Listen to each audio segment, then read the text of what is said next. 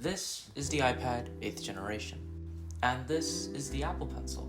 I've been using these devices for exactly 1 month now, and I think they're pretty much perfect, but with one flaw.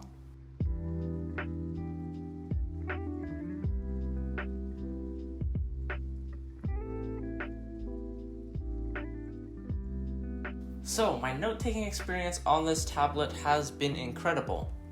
I do wish the built-in Notes app would have more organization features and also the ability to zoom in and out on notes, especially when I'm handwriting, but there are other note-taking apps that solve that. I like the Notes convenience though. You have your notes on your iPad and then they show up on your phone and your computer, which is pretty convenient for school.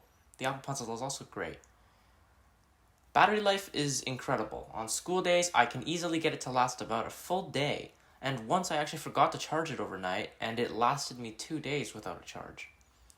Playing games will drain it though. Today I played Call of Duty Mobile Battle Royale for actually quite a long time, and I'm charging it right now actually while I'm recording this sound.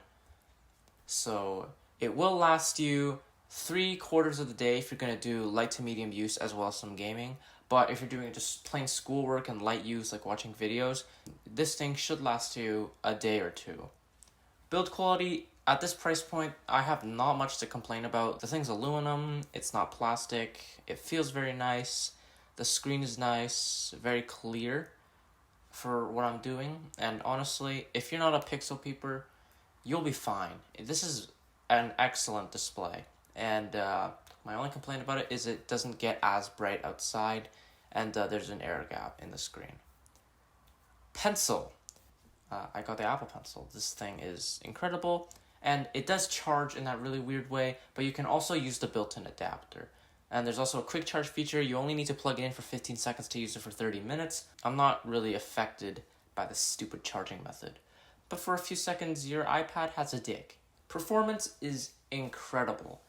Sometimes when I'm exiting a game like Call of Duty Mobile, that will give it an occasional stutter, but everything else is fine. Call of Duty Mobile runs insanely well, and it's just a very nice, enjoyable experience. Sometimes my Notes app does lag, which is kind of inconvenient, but I just close it and reopen it, and it's fine.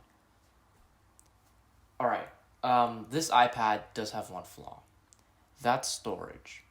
I chose the base 32 gig model. I have had to move files from my iPad to my Mac or just delete them outright because I thought I was going to be using this for note-taking and it would be fine and maybe install a couple school apps so sometimes I wouldn't have to bring out my Mac. Thing is, Apple products always come with this annoying other bar and you don't know what it is. It's incredibly vague and you just can't do anything about it.